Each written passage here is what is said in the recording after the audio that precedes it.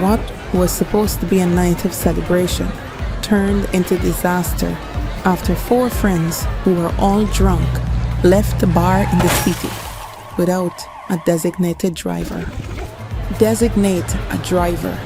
Don't drink and drive.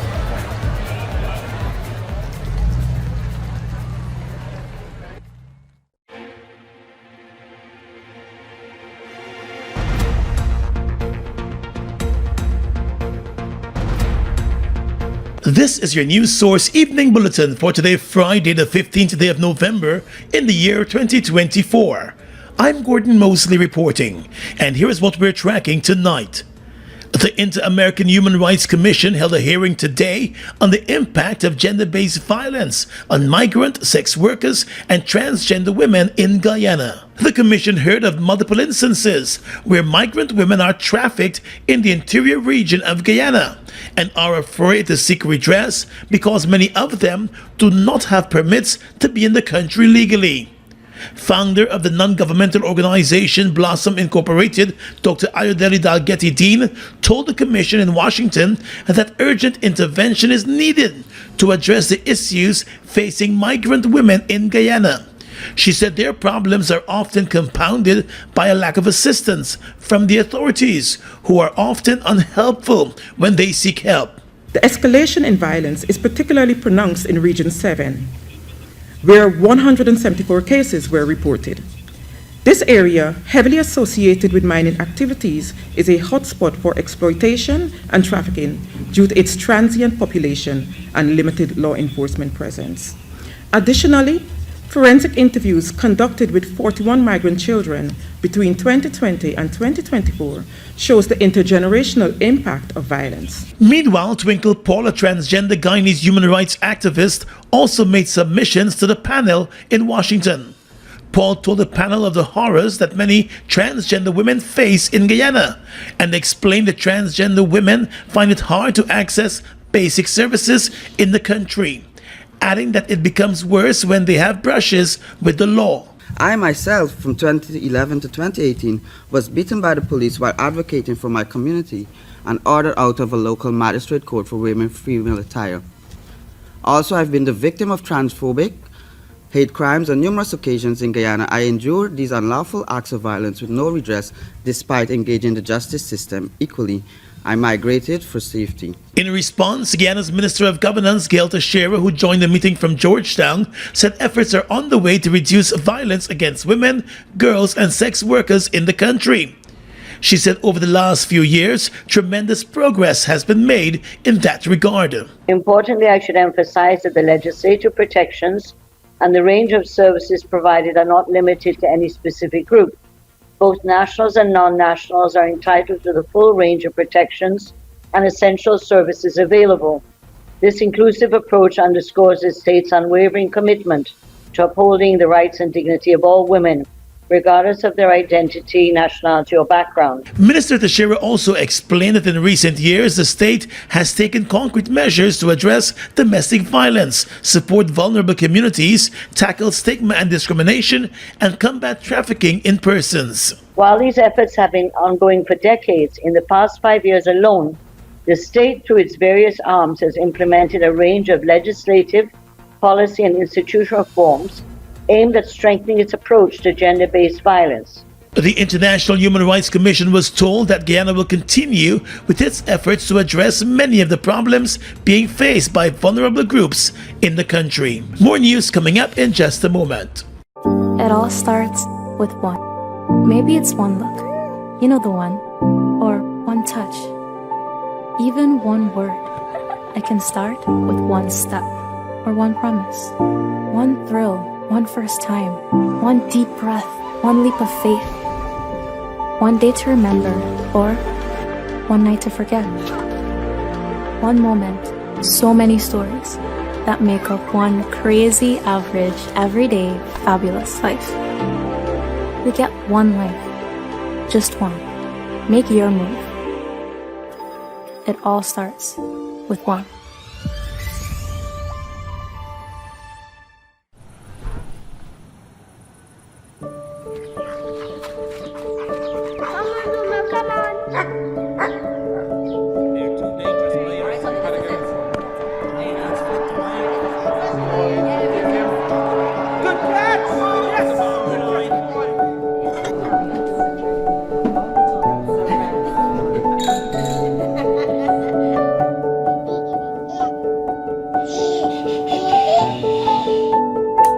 own home is so much more than just four walls, floors, and ceilings. It's a lifetime of great memories and stories. Come talk to us and start your journey home today.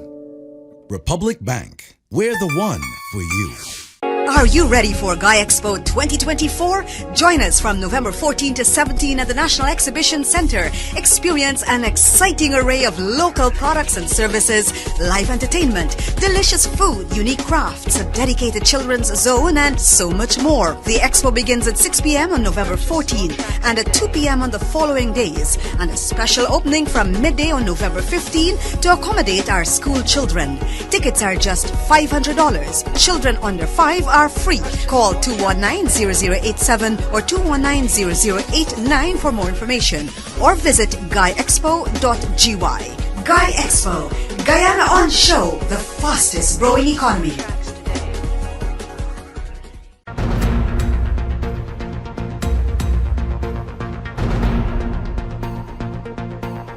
Welcome back. Let's tell you now that Vice President Jagdeo has come out in defense of the government's decision to rent a second Powership to supply additional power to the national grid, telling reporters on Thursday that the costs to rent the ships are not significantly higher than the cost to generate power by the Guyana Power and Light Company.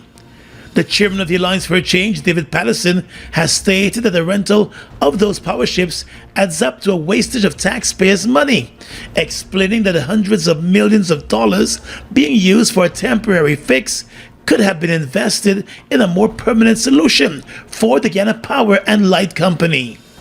But the vice president explained that the cost to generate 1 kilowatt hour of power using GPL's existing equipment is around 18 US cents. We are generating this power. If we had to generate, say, 75 megawatts of power, what will be the cost to the government for to generate 1 kilowatt hour in US cents? It's about 18 US cents to generate one kilowatt hour.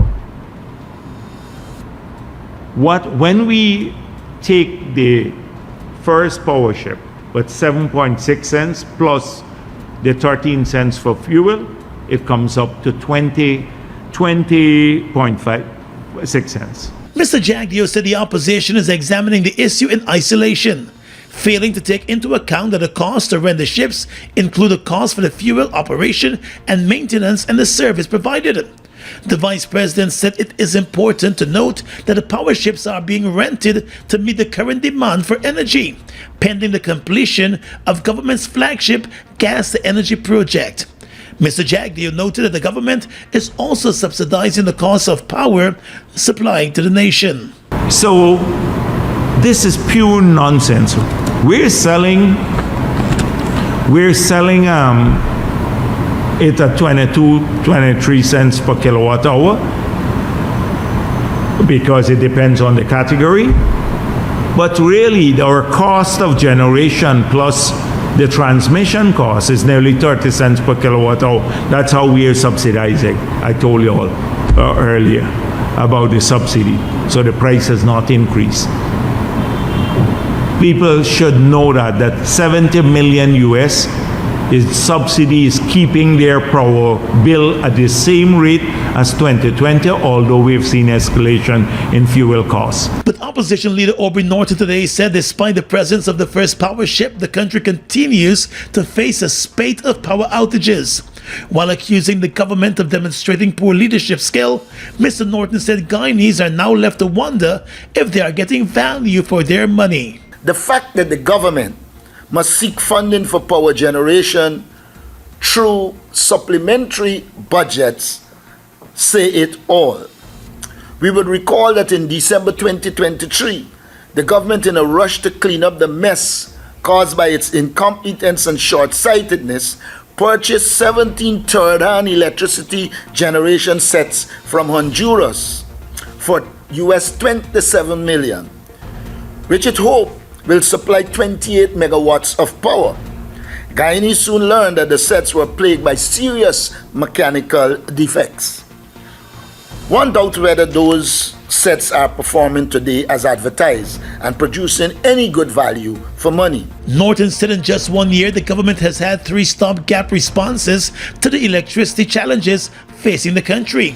Like Patterson, the opposition leader today made a case for the government to purchase new generating sets for the country, explaining that such a move would ensure those assets remain in the country as compared to the Powerships, which are on a 2-year lease. Taken together, the incompetence and tardiness displayed in the procurement of the 17 Turdan generators from Honduras and the 2 Powerships have caused Guyanese billions of dollars in losses and damages. In decent countries, ministers have been fired and government toppled for less. Norton said, contrary to the statements made by the Vice President, the APNU-AFC during its time in government had begun to build the capacity of the Guyana Power and Light Company. But he said the PP Civic Administration dropped the ball upon entering office 4 years ago. The opposition leader said the result is the many days of power outages being experienced across the country.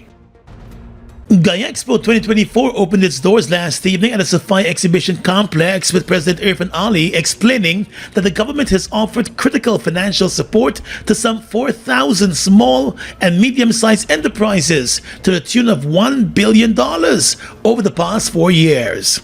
The president said in addition to the injection of finances into small and medium enterprises, the government has also provided much needed training to more than 10,000 businesses and has created a conducive environment for small and medium-sized businesses to have even more access to financial resources. Our partnership with financial institutions facilitated hundreds of new loans totaling billions of dollars to SMEs.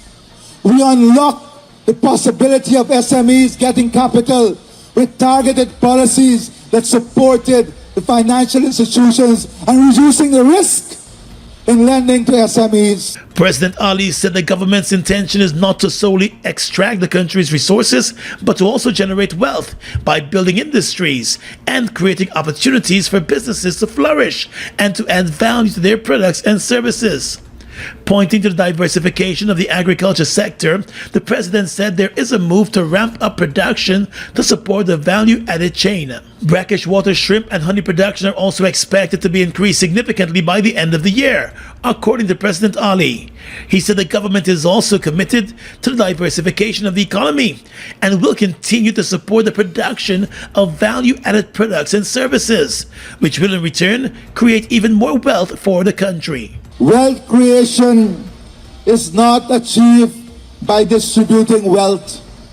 We cannot grow an economy by dividing up what we already have. True wealth creation happens when we are building, producing, creating something that was not there before. Meanwhile, Minister of Tourism, Industry and Commerce Onish Walrand said in keeping with the theme of Guyexpo, Guyana On Show, the fastest growing economy, Guyexpo is intended to showcase the high quality of locally produced goods and services and the remarkable economic progress that the country has made, particularly in the non-oil sector. Our mid-year economic report for 2024 confirmed a stunning real GDP growth of 49.7% in the first half of the year. This growth included robust growth of 12.6% in the non-oil economy. The latter includes sectors such as agriculture, fishing, mining and quarrying, excluding oil and gas and their supporting services, construction and forestry. This progress is a testament to the strategic and comprehensive plans and programs implemented to stimulate private sector growth. And the chairman of the Private Sector Commission, Kamal Singh, said Guyexpo continues to provide an enormous number of economic opportunities for the private sector. Guyexpo creates an environment for businesses to showcase their goods and services. Most importantly, it allows businesses from across the region to participate. This platform of this nature allows businesses to create a new relationship, creates new market, and in many cases, new partnerships. Expo, Guyana's largest trade fair and exposition, is featuring more than 300 businesses, companies, and organizations this year. A number of companies from the US and Canada, China, Barbados, Suriname, and Grenada are also in Guyana for the Trade and Investment Exposition. It wraps up on Sunday night at the Sophia Exhibition Complex. The Guyana Elections Commission GCOM is currently conducting a national registration exercise. Who can register? Anyone who will be 14 years or older by December 31st, 2024 and is a Guyanese citizen by birth, descent, naturalization, or is a citizen from a Commonwealth country living in Guyana for 1 year or more. Types of transactions. Anyone eligible for registration is required to visit the registration office responsible for his or her area of residence to apply for registration. Persons who are already registered could apply for a name change if they have changed their names since they were last registered. Apply for corrections if there is incorrect information on their national ID cards. Persons who are desirous of conducting any of the above transactions must provide the relevant supporting documents. Persons who are already registered could request that their photographs be retaken if the quality of the photographs on their ID cards is unacceptable. Collect their new ID cards if they have not done so as yet. This registration exercise will end on November 29, 2024. For further information, please contact GCOM on the following hotline numbers: 225-027729, 226-6557, 223-9650, or visit the GCOM website at www.gcom.org.gy.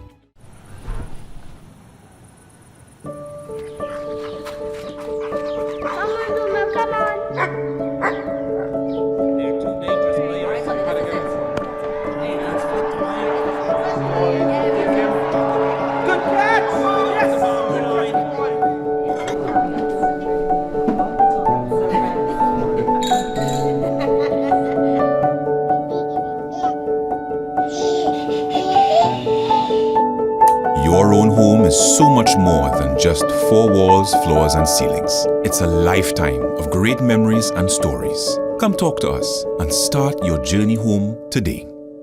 Republic Bank. We're the one for you.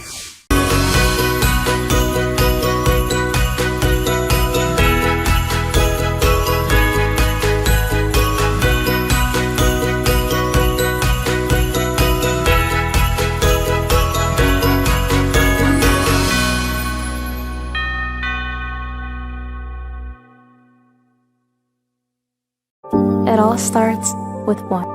Maybe it's one look, you know the one, or one touch, even one word. I can start with one step, or one promise, one thrill, one first time, one deep breath, one leap of faith, one day to remember, or one night to forget. One moment, so many stories that make up one crazy, average, everyday, fabulous life. We get one life, just one. Make your move. It all starts with one.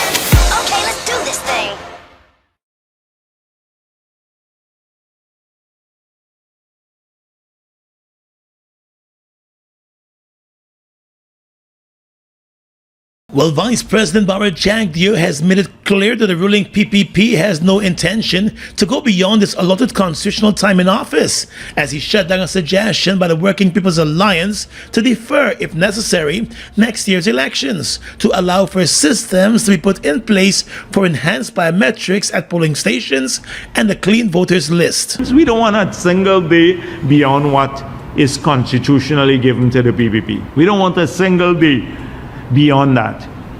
Because the next day they will say illegal government. You know, the same people, these same people. Mr. Jagdeo was at the time speaking yesterday to reporters at his weekly press conference. Describing it as a trap, the vice president said the government will simply not fall for it. He said elections must be held on time. We don't want extra time. We want the elections to be held on time. We want international observers to be here. We want the list to be, all the dead people from the list to be removed. We want the political parties to put robust polling agents in the polling places themselves. We want full compliance with the new ROPA. We want the statements of poll to be published before the tabulation. All of that we want, because those changes have been made now.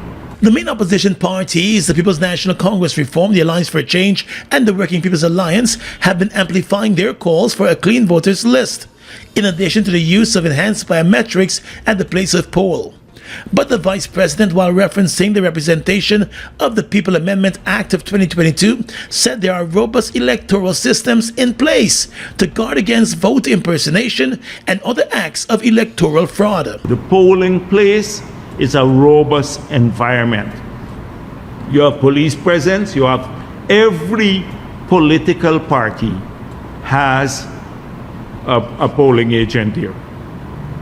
They can object, they look at the names, they can tick off, etc., the tally sheets, they know how many people have come in. And that has been the case. And so of the 660,000 on the list, because we have continuous registration, only 460 voted. Those were the ones who were legitimate voters. They have not been able to prove a single case of voters impersonation. Mr. Jagdeo said during the last general and regional elections in 2020, voting went well, and it was until there were reported attempts to tamper with the results that things went downhill. However, during the recount of the votes cast during the last elections, the opposition had raised the issue of voter impersonation.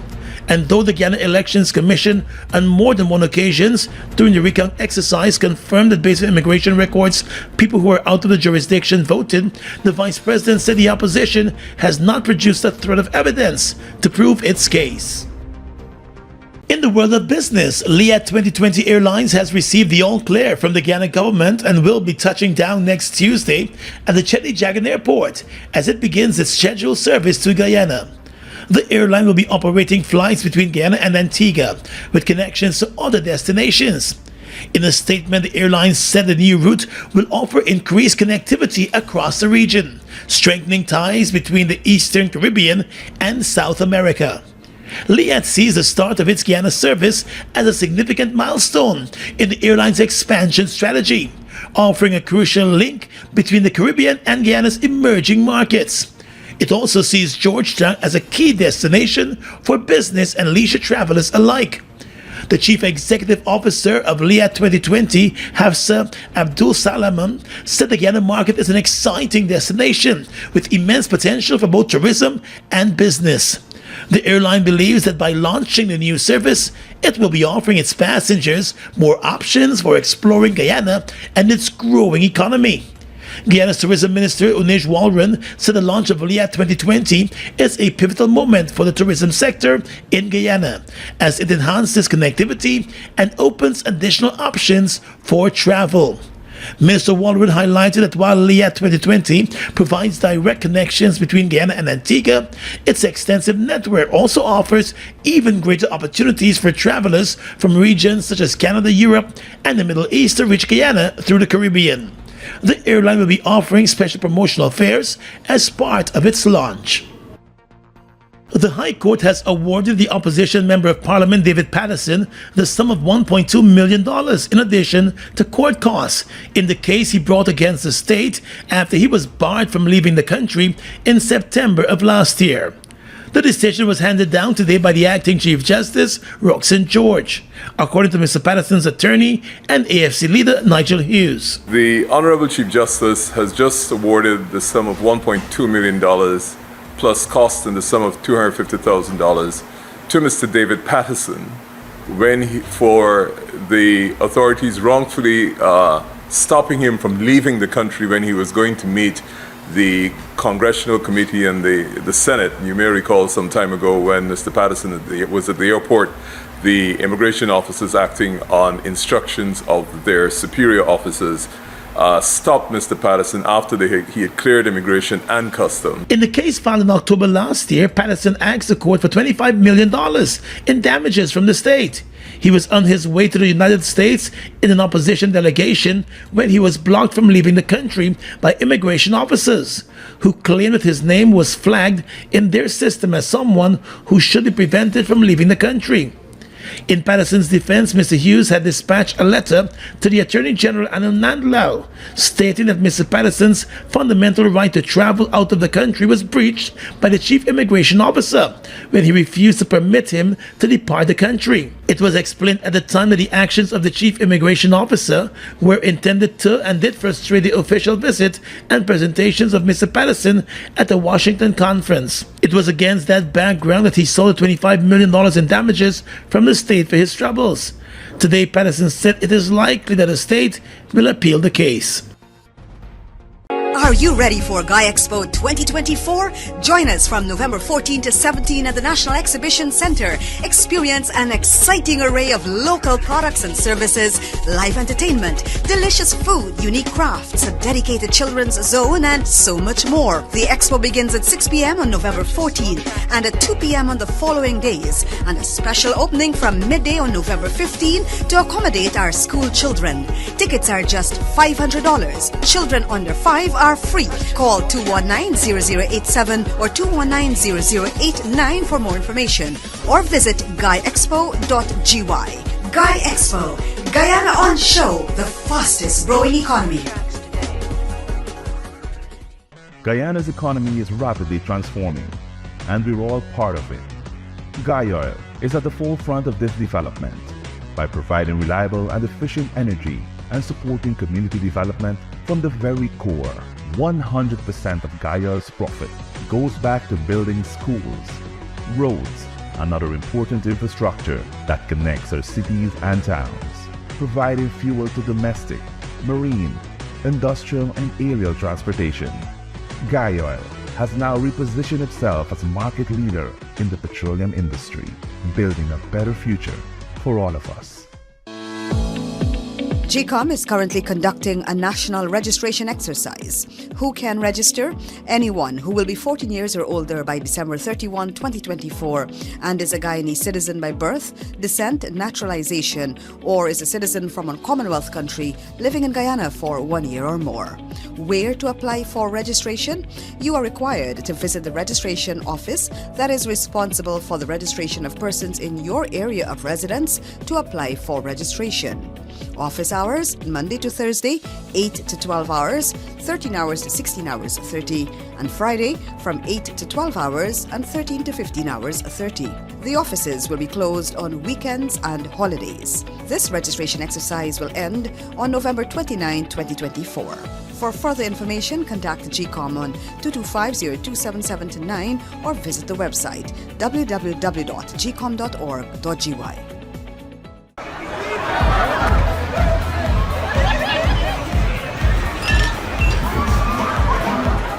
What was supposed to be a night of celebration turned into disaster after 4 friends who were all drunk left the bar in the city without a designated driver.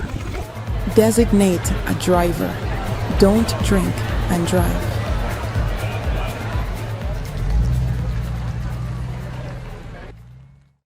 It all starts with one. Maybe it's one look. You know the one. Or one touch. Even one word. I can start with one step. Or one promise. One thrill. One first time. One deep breath. One leap of faith. One day to remember. Or one night to forget. One moment. So many stories that make up one crazy, average, everyday, fabulous life. We get one life. Just one. Make your move. It all starts with one. A Across the region tonight, let's begin in Haiti, where residents of Soulino and Nazon, central neighborhoods in Haiti's capital of Port-au-Prince, fled their homes on Thursday as gangs spread to one of the few remaining areas of the town not already under their control. A coalition of gangs known as Viva Ensemble has been cementing their hold over the country, while the political leadership has been racked by infighting and the long-delayed foreign security mission has made scarce progress. The Reuters news agency said yesterday it witnessed crowds of residents running down the streets, many carrying suitcases, backpacks, and small children as cars packed to the brim sped past. It was unclear immediately how many people had fled, though the neighborhoods appeared to quickly empty out. Local media reported that the security situation had worsened after a police officer in the area was killed. More than 700,000 people have been forced to flee their homes in Haiti due to the extended conflict, according to the International Organization for Migration. Thousands of people have been killed amid reports of widespread sexual violation, ransom kidnappings, and extortion, while some 6,000 people have been plunged into famine-level hunger. In St. Kitts and Nevis, the authorities there are alerting the public about WhatsApp scams that have affected multiple community members. According to investigations conducted by the White Collar Crime Unit of the Royal St. Christopher and Nevis Police Force, overseas scammers are cloning WhatsApp accounts and sending messages to the victims' contacts, posing as the account holder. The fraudulent messages may claim the individual is stranded in the U.S. and urgently needs financial assistance via money transfer. The police in St. Kitts and Nevis is urging all residents to remain vigilant and exercise caution. And if they receive a message from a contact requesting money, they directly contact the individual using a reliable method like a phone call. And they're also being encouraged not to send funds or share personal financial information based solely on those WhatsApp messages. And finally tonight, international news. Several airlines have cancelled flights to and from Bali due to dangerous ash clouds from a volcano near the Indonesian holiday island. A number of the airlines have advised their passengers of the disruptions, saying that the ash made it unsafe to fly. The volcano spewed a 9-kilometer ash column into the sky over the last weekend and has been continuing into this new week. Australia's Meteorology Bureau has also warned that the volcanic ash might drift to parts of the country. One airline announced the cancellation of all flights to and from Bali until the clouds eased. And that's your News Source Evening Bulletin for tonight and this week.